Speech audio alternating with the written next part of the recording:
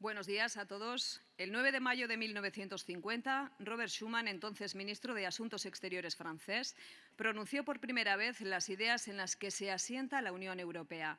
Aquellos líderes visionarios soñaron ideales de unidad, solidaridad y armonía entre los pueblos que vivieron la desolación de la Segunda Guerra Mundial. Es la razón por la que este día se celebra cada año para reivindicar la trascendencia de construir entornos de paz, estabilidad y progreso. Una vez más, en este simbólico 2022, lo hacemos de la mano de la conmemoración del 40 aniversario del Estatuto de Autonomía de Aragón, que es, en sí mismo, un instrumento jurídico que ha consolidado nuestras cotas de libertad y de justicia social. Para comenzar el acto, escuchamos las palabras del presidente de Aragón, Javier Lambán Montañés.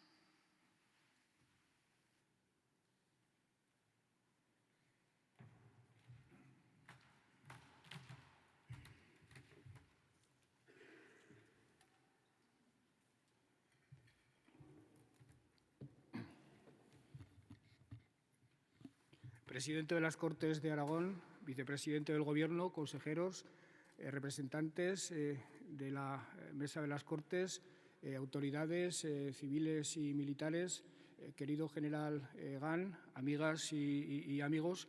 El día 9 de mayo es una fecha de celebración, es una efeméride que para cualquier europeo es motivo de celebración múltiple.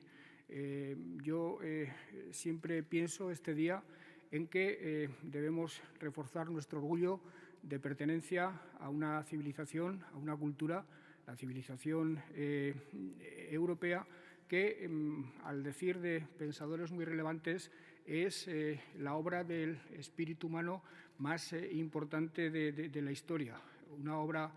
Una civilización aposentada sobre la filosofía griega, el derecho romano, el cristianismo, con realizaciones tan absolutamente fascinantes como el humanismo, la ilustración, todos ellos, en definitiva, fuente de una manera de ver y de estar en el mundo, de una manera de entender la moral, la ética, la política y la convivencia, que tenía sentido hace 200 años, hace 100, hace 10, que lo tiene ahora y que, por el bien de la humanidad, deberá seguir teniéndolo en el futuro. El día 9 de mayo de 1950, dos políticos muy importantes, Robert Schuman, ministro de Asuntos Exteriores de Francia, y Monnet, deciden poner en marcha un proyecto que se plasma en la famosa declaración del ministro de Asuntos Exteriores francés, que trataba de dar una respuesta duradera a lo que había supuesto la Segunda Guerra Mundial, que había sembrado de cadáveres, de sangre y de destrucción los campos de batalla europeos, y ven con mucho acierto, con mucha inteligencia, que empezando por gestionar conjuntamente el carbón y el acero, se podría ir abriendo paso la idea de la libre circulación de personas y mercancías, que sobre el núcleo originario de Francia y de Alemania, dos países enfrentados en la Segunda Guerra Mundial, se podían ir incorporando otras naciones, otros países europeos, y desde el principio el proyecto cuaja, toma vida, toma aire y produce logros espectaculares en términos de bienestar material, en términos de libertades, en todos los términos imaginables, a la luz de los paradigmas más dignos de esa civilización a la que pertenecemos. Para los españoles fue siempre un sueño. Ortega y Gasset decía que España era el problema y Europa la solución, y las gentes de su generación siempre entendieron que si el destino final de España era Europa, buena parte de los problemas que nos aquejaban en los últimos siglos podían encontrar remedio. Y lo cierto es que desde 1986, cuando entramos en la Unión Europea, nuestra historia de pertenencia a la misma no cabe escribirla sino en términos de éxito en todos los órdenes, en todos los terrenos. El último de ellos ha sido, sin ningún tipo de dudas, la lucha contra la pandemia, esa especie de milagro fascinante de la vacunación en tan poco tiempo y aparte de alguna cuestión concreta, tan admirablemente bien gestionada, la respuesta económica de la Unión Europea a la crisis originada por la COVID. Eso ha supuesto una reconciliación de muchos euroescépticos después de lo que había pasado con la crisis anterior respecto al sentido y a la finalidad de la propia Unión Europea. Y es verdad que llegamos a este momento, al momento del año 2022, con algo que ha sacudido a la Unión Europea y al mundo entero, como es la guerra de Ucrania. La guerra ha puesto de manifiesto que buena parte del arquitrabe sobre el que se sustenta el proyecto de la Unión Europea sufre de imperfecciones que seguramente es necesario replantearse para superarlas. La guerra ha puesto de manifiesto que Europa ha venido siendo hasta ahora un poder blando en la geopolítica mundial y que si quiere seguir siendo un actor decidido por la paz y por la convivencia, se debe plantear seriamente convertirse en un poder duro de la geopolítica mundial. Utilizo palabras de Josep Borrell.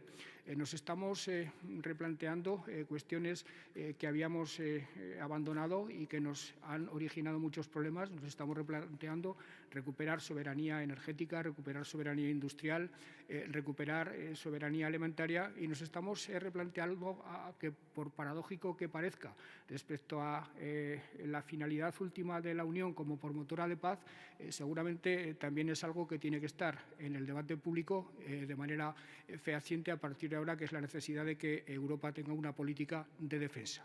No obstante, y a pesar de que estamos en un momento muy complicado, yo me atrevo a decir que el viejo sueño de Robert Schuman y de Monnet está más vigente que nunca.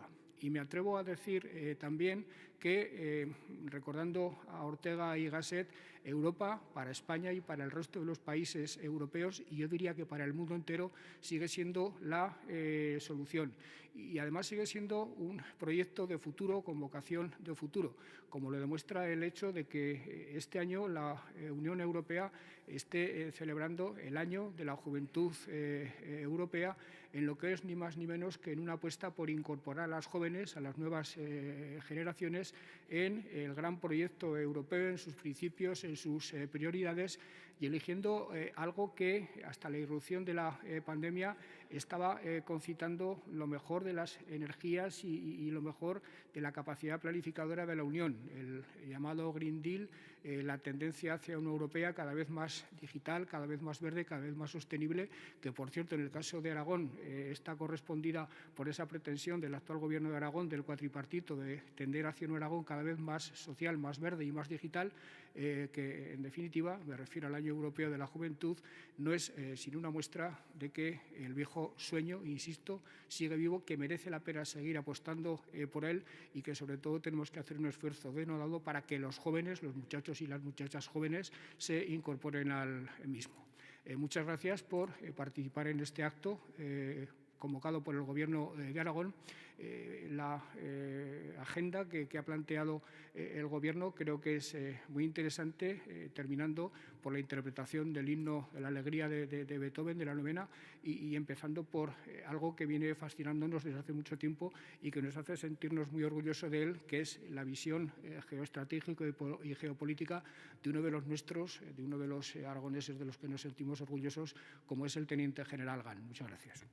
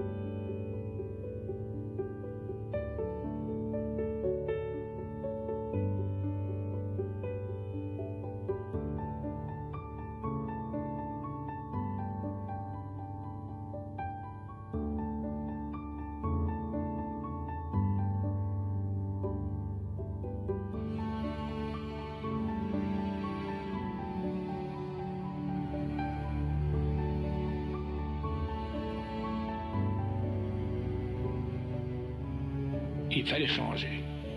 les formes de relations entre les pays d'Europe, et d'abord entre la France et l'Allemagne. Comme prélude à une organisation européenne, il fallait commencer.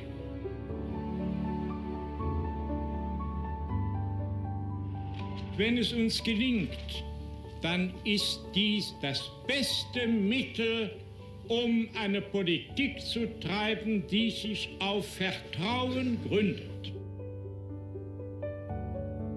Si nous ne bâtirons que des administrations communes, sans qu'il y ait une volonté politique supérieure, vivifiée par un organisme central, nous risquons que cette activité européenne paraisse sans chaleur, sans vie idéale. Le problème de l'unification politique de l'Europe est posé. Il ne pourra plus être éludé.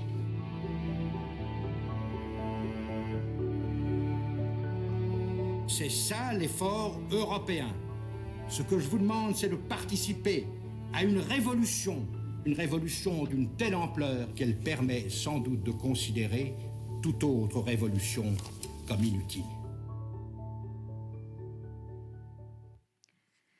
Nació en Figueras, en Gerona, el 25 de abril de 1958, teniente general del Ejército de Tierra, licenciado en Ciencias Políticas y Sociología, máster en Defensa Nacional, doctor honoris causa por la Universidad Católica de Valencia, director de la Academia General Militar en 2009, director del Centro de Inteligencia de las Fuerzas Armadas 2013, general jefe del Cuartel General Terrestre de Alta Disponibilidad 2017, jefe de operaciones en diversas misiones de mantenimiento de la paz, Bosnia-Herzegovina, Kosovo, Afganistán, autor de numerosas publicaciones en revistas especializadas sobre liderazgo, geopolítica e inteligencia aplicada. Primer español y quinta persona en el mundo en alcanzar las 3 cimas de la Tierra, Polo Norte geográfico en 1999, Polo Sur geográfico en 1995 y Everest 1992. Es el momento de la intervención del Teniente General del Ejército de Tierra, Francisco José Gam Pampols, que nos va a hablar sobre presente y futuro de la seguridad en Europa.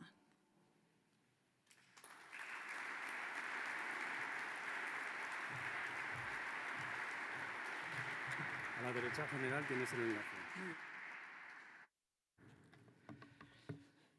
Señor presidente del Gobierno de Aragón, autoridades, señoras y señores, amigos, es para mí realmente un honor tener la oportunidad de dirigirme a todos ustedes sobre el tema en que versa mi Parlamento, en el que analizaré con ustedes, siquiera brevemente, de dónde venimos, dónde estamos y a dónde vamos, pasado, presente y futuro de la seguridad en Europa.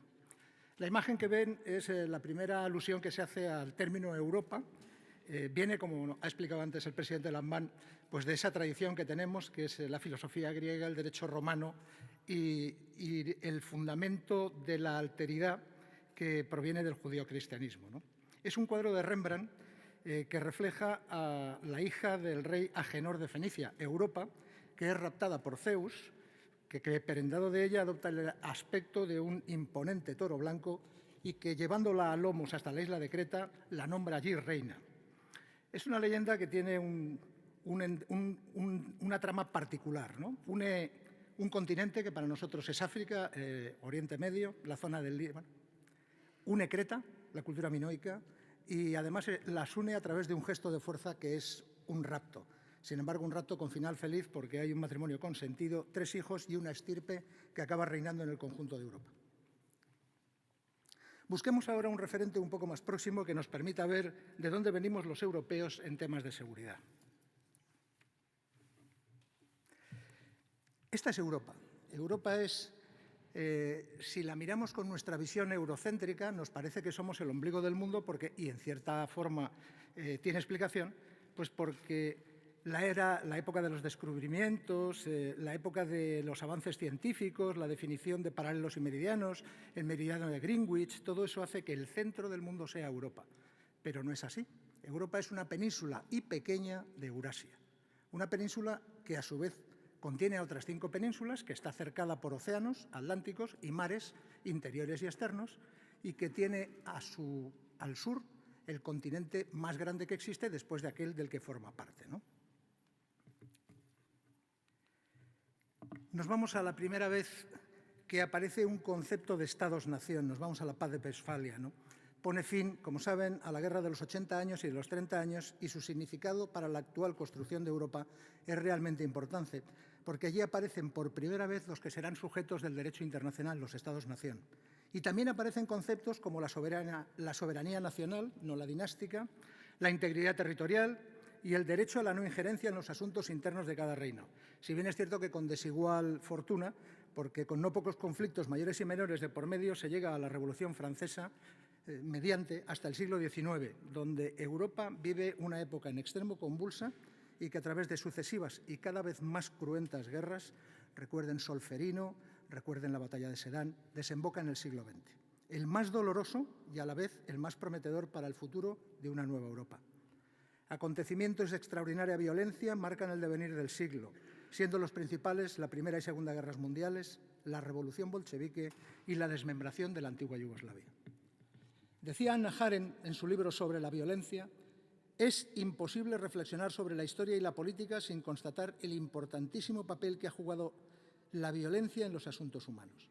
Europa vivió tiempos terribles en que la incapacidad y ceguera de políticos y gobernantes condujo a la pérdida irreparable de una generación entera, en una guerra que fue cruel e inútil y que arrasó con la mejor juventud nacida a finales del siglo XIX.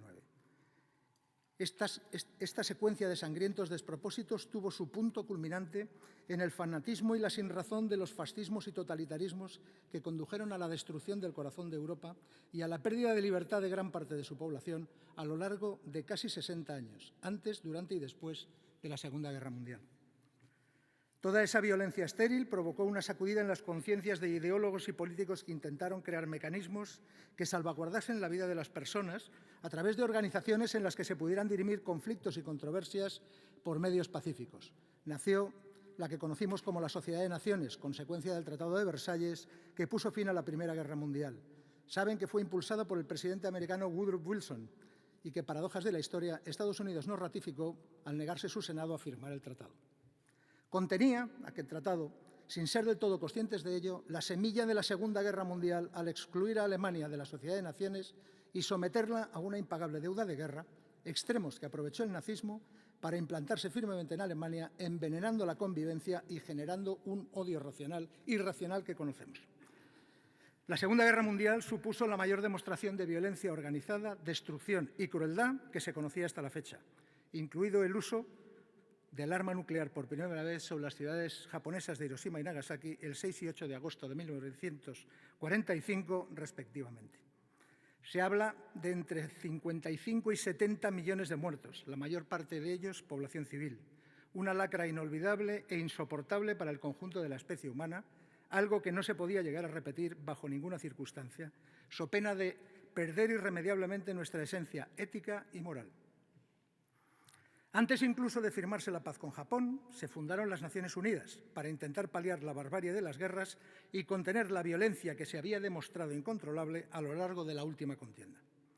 El 26 de junio de 1945 se firma en San Francisco la Carta de las Naciones Unidas, un extraordinario compendio de buenas intenciones, pero que lamentablemente tiene muy escaso poder de compulsión, caso de violación del derecho internacional o de los principios mismos de la Carta, lo que en la práctica lastraba gravemente su efectividad desde su misma creación. Conocen bien cuál es el problema del proceso de toma de decisiones, cuáles son los miembros permanentes del Consejo de Seguridad de Naciones Unidas o el derecho de veto.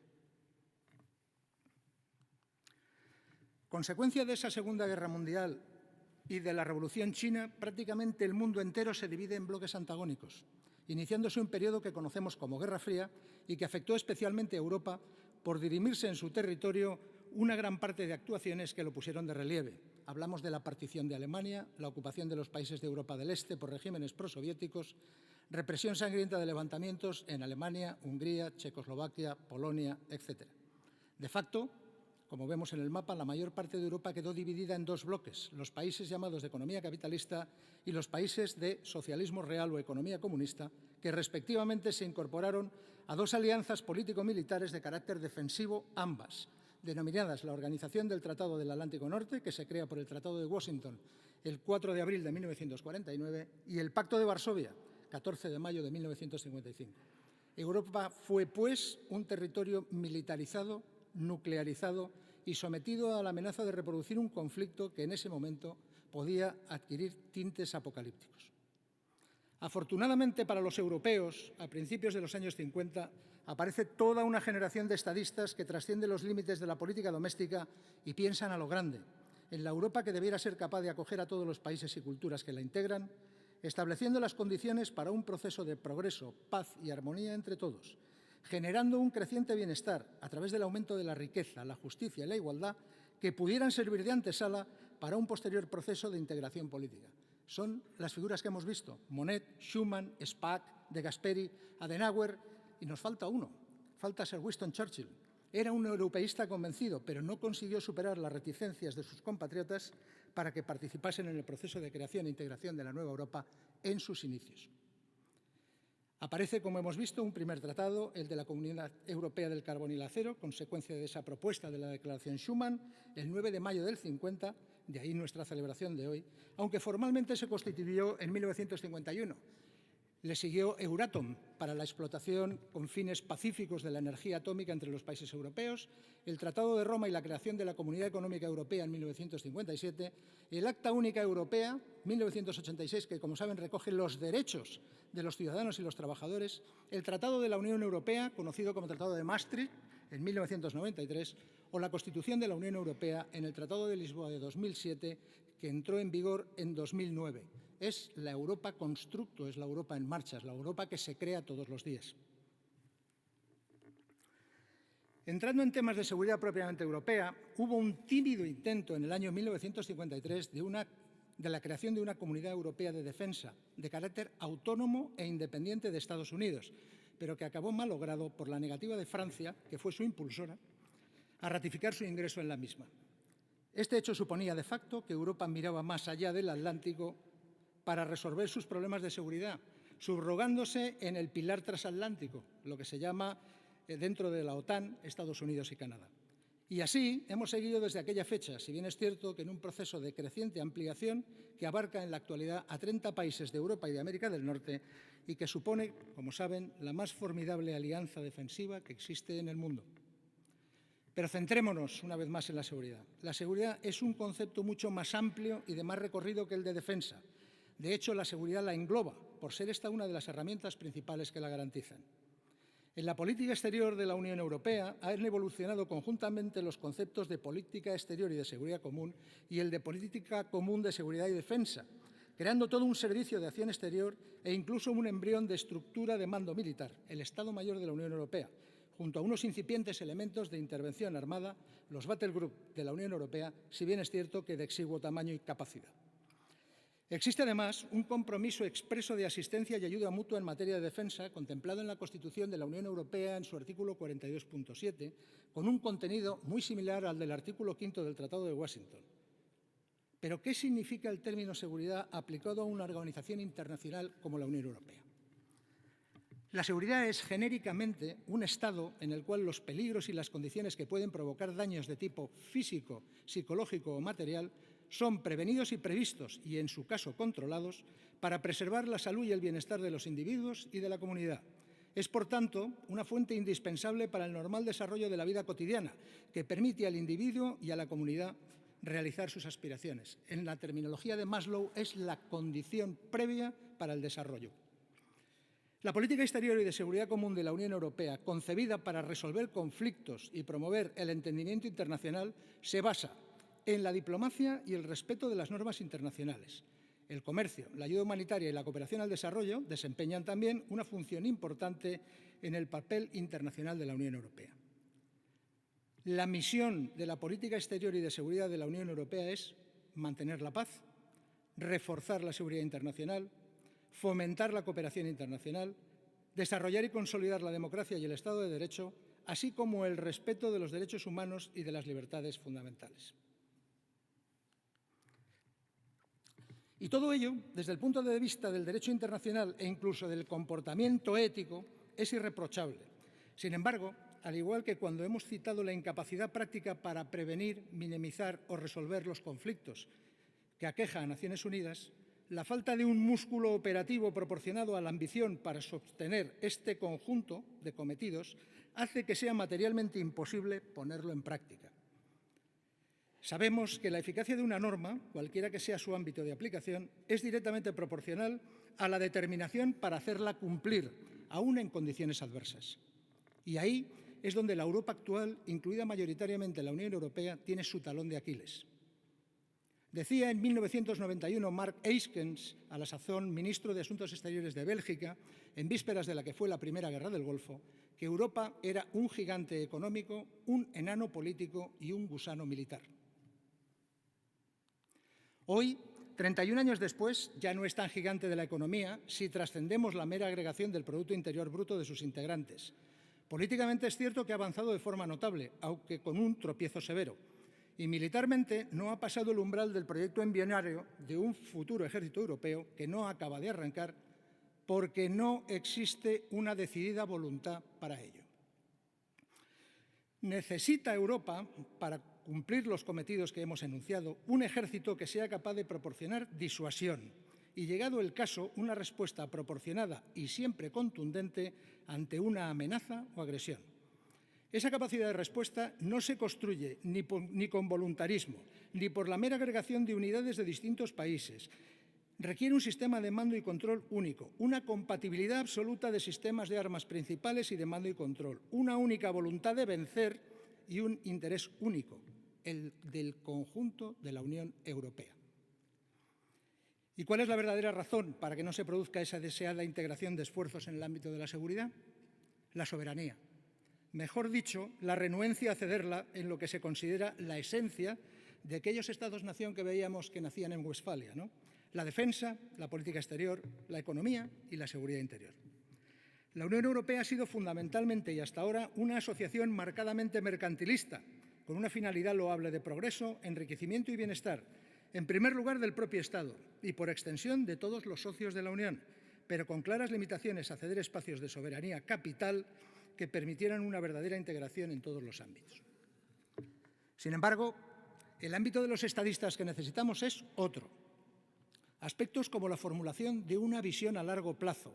Cuando hablo de a largo plazo, piensen ustedes en quienes formulan visiones con objetivos 2040, 2050, 2060. Esos son visiones, los otros son periodos interelectorales. Aspectos como la formulación de esa visión a largo plazo, un estado final deseado, la aprobación de una estrategia de seguridad común, pero comprometida y compleja, no superficial, la concreción de los retos, riesgos y amenazas a los que hacer frente y la determinación para definir, crear y dotar ese músculo operativo necesario para garantizar lo anterior, eso no se ha dado. Nominalmente, la Unión Europea no dispone ni de la voluntad ni de la capacidad para enfrentarse a determinados desafíos en materia de seguridad y, por tanto, debe de acudir, caso de necesidad, a quien sí puede, la Organización del Tratado del Atlántico Norte. En el supuesto que a aquella le interese, procura hacerla partícipe de un proyecto común de seguridad, cuya definición, por tanto, no le corresponde a la Unión Europea, que acaba siendo ajena a su diseño y puesta en funcionamiento, aunque sí contribuye notablemente a su sostenimiento y financiación. No se puede pretender tener un papel determinante en el escenario internacional si no se dispone de autonomía estratégica. Y si no se dispone de dicha autonomía, es imposible velar de forma eficaz por los intereses de toda índole que son vitales a una organización como la Unión Europea. Conviene, pues, reflexionar sobre el verdadero coste del seguidismo a ultranza de voluntades ajenas a la Unión Europea. No vaya a ser que en algún momento futuro los intereses sean divergentes y la Unión Europea se vea abocada o a un fiasco estratégico o a una situación de indeseable vasallaje. ¿Hacia dónde vamos? Pues una vez más, como citaba Hannah Arendt, la violencia ha sido protagonista de un cambio radical en la política. La guerra de agresión que sufre Ucrania ha supuesto un choque de realismo en las acomodadas y un tanto adormecidas conciencias de la Unión Europea. Parece ser que, como el ave fénix, el concepto de Europa aparece reforzada política, económica y militarmente. Renace y toma impulso para hacerse un espacio propio en el escenario internacional. Si este es el caso, hay decisiones de muchísimo calado que se deben de adoptar con urgencia. En primer lugar, hay que decidir si vamos a optar por ser segundos o terceros en la escena internacional o bien pares con intereses diferenciados y voz propia. En segundo lugar, hay que decidir si optamos por dejarnos atrapar en un mundo bipolar o vamos a hacer todo lo necesario para crear y sostener una visión de un mundo multipolar en el que el principio básico sea la diplomacia, transitando esta por todas las situaciones posibles sin renunciar a ninguna de ellas: el diálogo, la negociación, la persuasión y la compulsión. El mundo que nos viene se parece mucho al modelo geopolítico del realismo neoclásico, donde prima la diplomacia de la razón, pero en el que no se renuncia, llegado el caso, a la imposición por la fuerza, porque ser un par significa serlo en todos los ámbitos, del poder blando al poder duro. Necesitamos una Europa capaz de crear un escenario de cooperación extendida, de fortalecimiento de la seguridad y confianza mutua mediante la acción en todos los ámbitos: el político, el económico, el social, el cultural y, por supuesto, el de la seguridad, disponiendo de autonomía estratégica y procurando evitar la formación de un antagonismo bipolar que obligaría a posteralineamientos forzosos y que en nada nos beneficiarían. Dice la Estrategia de Seguridad Nacional Española de 2021 que las sociedades que se hacen responsables de su seguridad son sociedades más libres. Quede bien entendido que la seguridad es cosa de todos. La seguridad no es un problema de los militares, ni del Consejo de Ministros, ni siquiera del conjunto del Estado. Es de todos y de cada uno de los ciudadanos, que empiezan creando conciencia de seguridad y a partir de ese momento construyen por elevación toda una arquitectura de seguridad, llegando a agregarla a nivel internacional. Necesitamos, en definitiva, a la vieja nueva Europa, la de las ideas, la de los estadistas, la de los ciudadanos libres, iguales y comprometidos, para conseguir un mundo mejor para todos. Muchas gracias.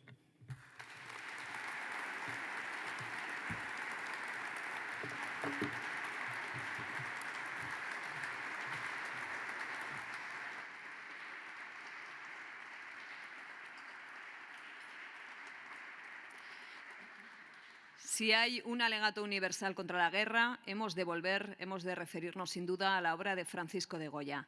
En 2021, con motivo del 275 aniversario del nacimiento del genio de Fuendetodos, pudimos disfrutar de la mirada del cineasta Carlos Saura en una innovadora fusión entre los lenguajes pictórico y fílmico.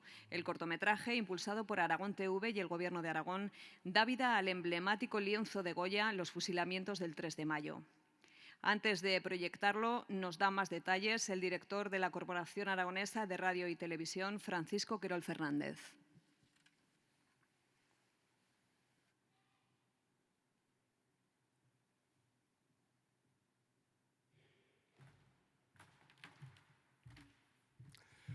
Buenos días y feliz Día de Europa a todos. Para nosotros la verdad es que es un auténtico placer que nos den la oportunidad de compartir con todos ustedes en este día tan importante como es el Día de Europa y en el marco de las celebraciones del Año Europeo de la Juventud, este cortometraje Goya 3 de mayo en el que hemos puesto tanta ilusión. Este es un proyecto, como nos gusta decir a todos los que hemos participado en él, que surgió dándose la mano entre la casualidad y la causalidad. Es un proyecto que surgió sin esperarlo, pero que poco a poco fue tomando todo el sentido que tiene la pieza y acabó siendo un proyecto realmente redondo para todos nosotros.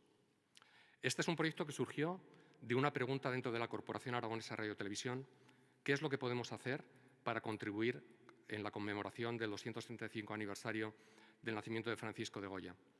Y enseguida nos planteamos y nos preguntamos, ¿por qué no realizar algo dentro de nuestro ámbito competencial, dentro del audiovisual? Y enseguida se nos planteó la cuestión, ¿por qué no repintar uno de los cuadros icónicos de Francisco de Goya, Los fusilamientos del 3 de mayo, desde un punto de vista audiovisual? Nos pusimos a trabajar en ello y tuvimos la enorme fortuna, la enorme suerte que desde su gran generosidad, Carlos Saura, el gran cineasta, nos dijera que sí y se sumase al reto de repintar este cuadro desde el ámbito cinematográfico. La verdad es que fue un proyecto realmente apasionante en el que todos disfrutamos. Teníamos ya un gran genio universal aragonés, zaragozano, Francisco de Goya. Contamos con otro gran genio aragonés, ostense, Carlos Saura, y tuvimos la suerte de que nos permitieran hacer este proyecto con un equipo plenamente aragonés, 100% aragonés, y que lo pudiéramos rodar en la tercera provincia, en Teruel. Y si me permiten hacer un spoiler, no haré más que uno, Al final del corto yo creo que muchos de ustedes podrán entrever en los redobles de los tambores de Calanda un pequeño guiño a otro de nuestros grandes genios, maestros universales, como fue Luis Buñuel. Pues bien, hace un año, apenas un año, estábamos terminando el rodaje en la provincia de Teruel, en Teruel, en la nave de los servicios audiovisuales de la Diputación Provincial de Teruel. En septiembre del año pasado proyectamos por primera vez en una de las casas de Goya, en Madrid, en el Museo del Prado, la obra ya terminada. Y desde entonces hasta aquí, esta pequeña joya audiovisual, como nos gusta a nosotros llamarla, ha hecho ya un camino muy importante. Ha participado en festivales muy importantes, como el de Tallin, a nivel internacional, el de Lahore, en Pakistán. Recordar también que cerramos y clausuramos el Festival de Sitges con este cortometraje. Recientemente ha sido presentado en sección oficial también en el Festival de Málaga, pero no solamente ha estado en festivales, en su doble vertiente como pieza museística, ha formado parte de una exposición en CaixaForum acerca de la mirada de Saura sobre Goya, también en el antiguo Banco de España en Teruel. Y finalmente, a finales del mes de mayo, vamos a poder contemplarlo en el prestigioso Festival de la Unión Europea, al que va a concurrir como marca España, presentado por España, en el Festival de Cortometrajes de Ottawa. Y también en el mes de junio, celebrando el 50 aniversario del Festival de Huesca, podremos también contemplarlo. Pero más allá de la importancia y del valor que tiene este cortometraje desde el punto de vista audiovisual y desde el punto de vista cinematográfico, más allá de su plasticidad, que también la tiene, creo, como hemos dicho en la introducción, que este corto se ha convertido poco a poco en un verdadero alegato contra los desastres de la guerra. La historiadora del arte, Manuela Mena, una de las grandes conocedoras de la figura de Francisco de Goya, recordaba en una entrevista hace algunos meses cómo sus padres, cuando apenas contaba con 5 o 6 años de edad, la llevaban al Museo del Prado para contemplar precisamente este cuadro, los fusilamientos del 3 de mayo. Y a pesar de que este gesto de los padres de Manuela podría parecer un gesto de una cierta crueldad, el someter a una niña de apenas 5 años a la violencia descarnada que configura este cuadro, a la violencia de los desastres de la guerra, a la crueldad descarnada que se esconde detrás de esta obra pictórica, creo que esconde una verdadera herramienta pedagógica que también tiene este cortometraje. Creo que tenemos que hacer pedagogía, tenemos que confrontarnos con lo que las guerras dejan. Son inevitables y conforman parte de la naturaleza humana, pero tenemos que confrontar el conflicto, la orfandad, el dolor, la incertidumbre, el miedo, el temor, lo que dejan las guerras.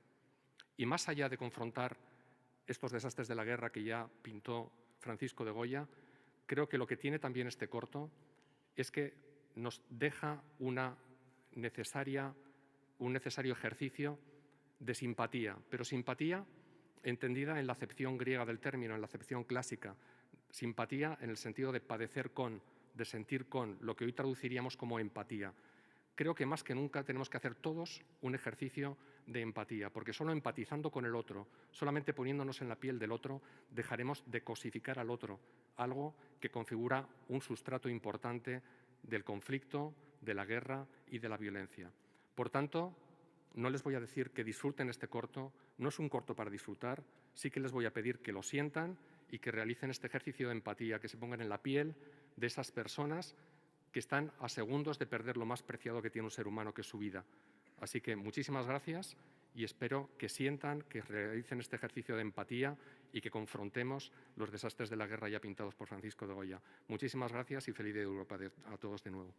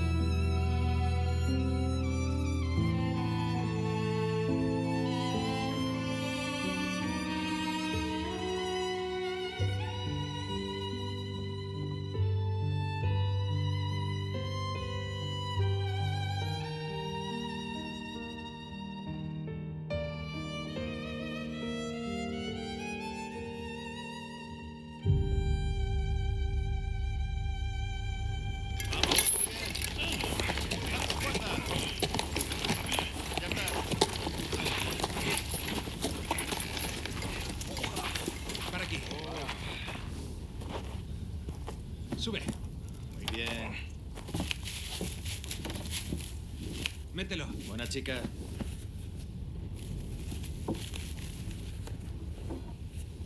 Ven aquí. Voy.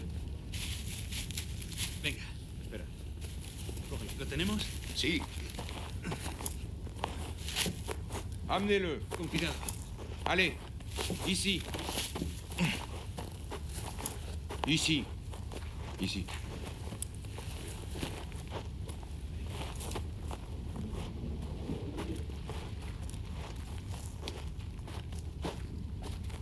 Vamos, Morena. Espera. Venga. Empujando. Eso. Muy bien. Vamos.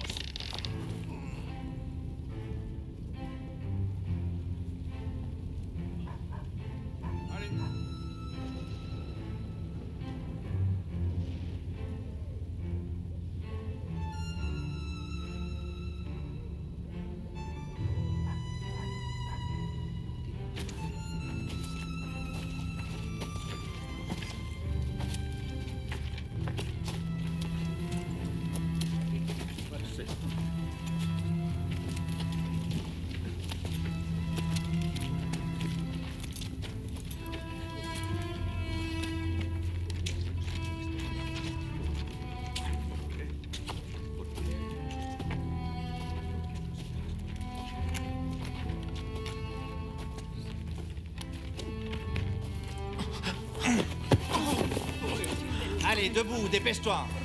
Allez, allez, avancez.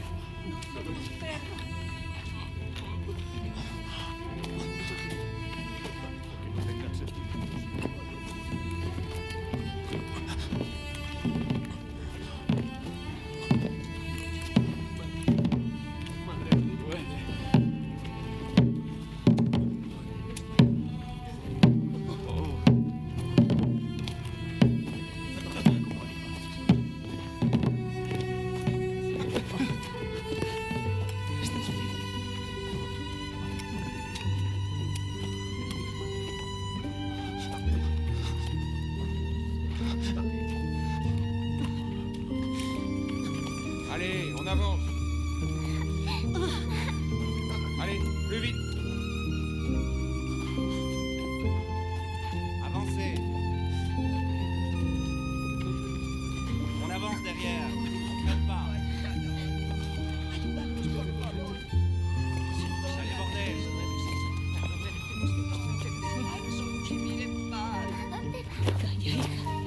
bordel. Allez, debout.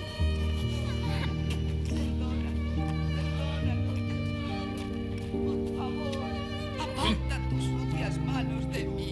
Dios mío, ayúdanos a soportar este sufrimiento. Ayúdanos, por favor, y aleja a estos salvajes de aquí. ¡Fuera, fuera de aquí! Señor, Señor, ayúdanos a soportar este dolor. Te lo suplico.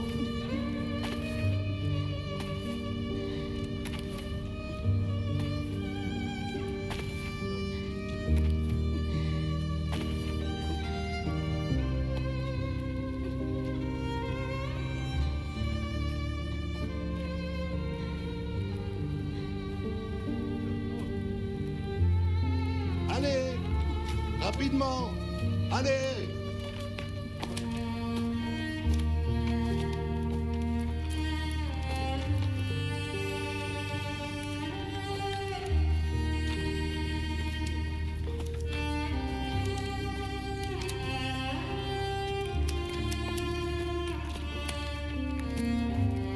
Avance. Allez.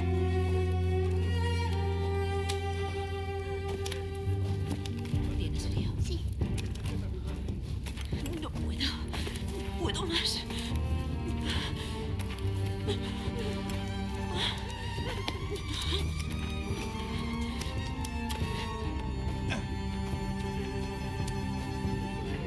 Allez, plus vite. Allez, allez. Avancez rapidement. Mettez-vous là.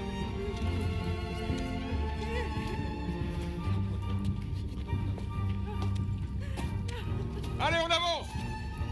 Allez. Allez, allez, allez.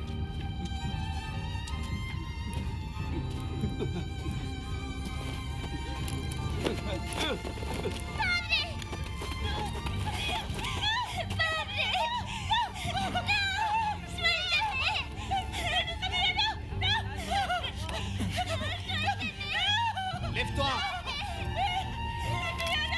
Relève-toi. Saloperie espagnole.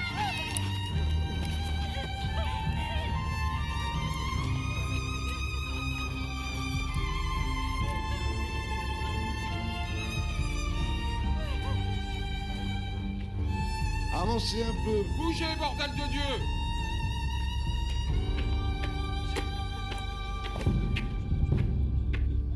Chargez à volonté.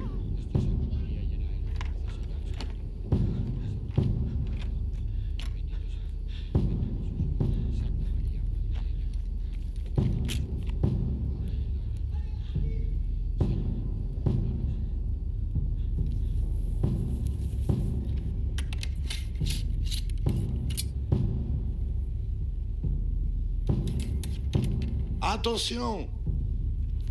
Apretez vos armes. Acógeles en tu reino y perdónales todas sus faltas. In nomine Patri, et Filii, et Spiritus Sancti. Amén. Feu!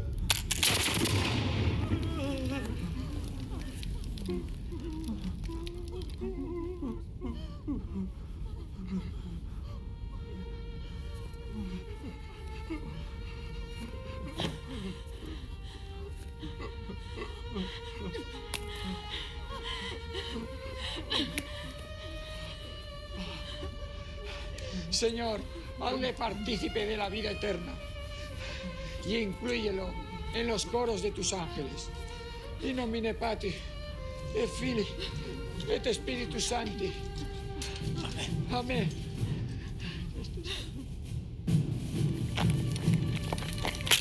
Attention! Apprêtez vos armes.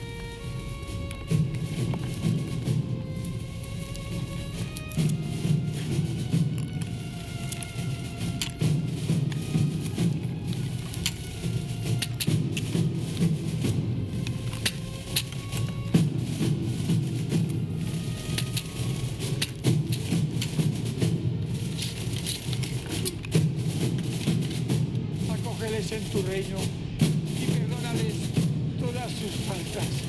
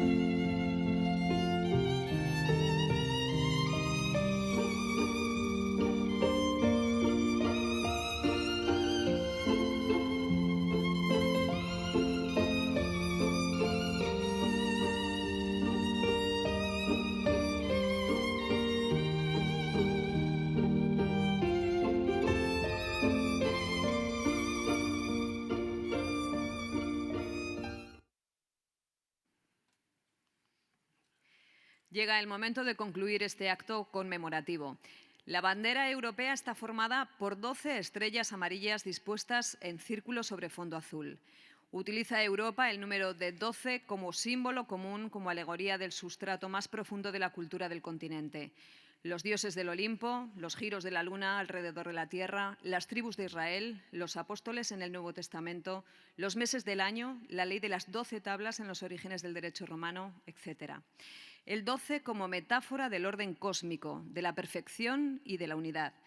En este edificio, símbolo en sí mismo de la autonomía, hay un hermoso mural elaborado por Jorge Gay, el último que se instaló en el Pignatelli. Está en la zona de presidencia. Su significado es una llamada a la esperanza de un mundo mejor, concretamente de una Europa mejor, y al tiempo una denuncia a la tentación de mirar para otro lado ante las dificultades y las injusticias. Su título, Aragón, el sueño sostenido y el anhelo armónico. Nos lo cuentan jóvenes de distintas entidades aragonesas.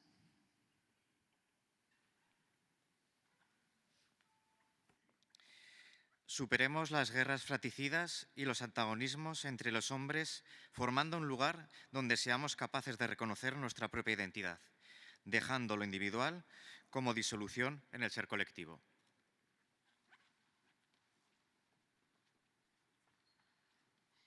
Despreciemos la ignorancia, el desamor, la no caricia, el desencuentro, la arrogancia.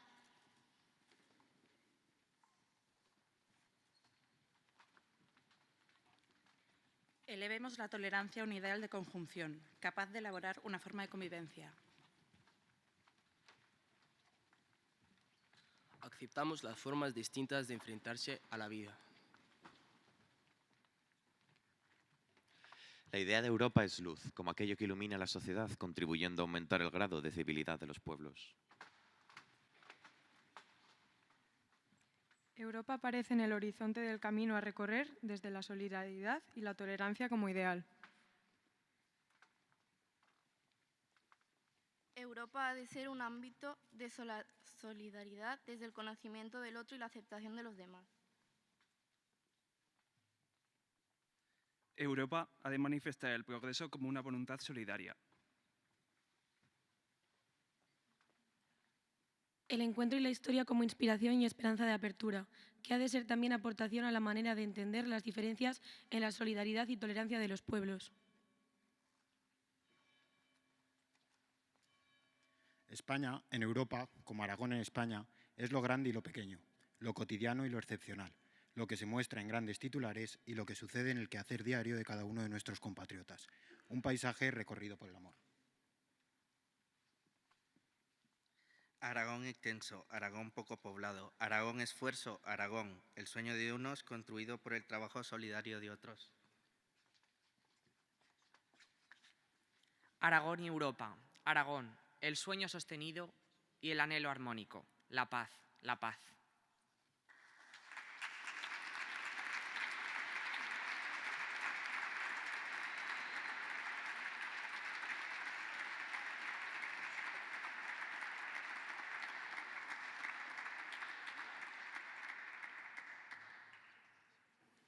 Ahora verán en el escenario a los niños y niñas del Colegio Joaquín Costa.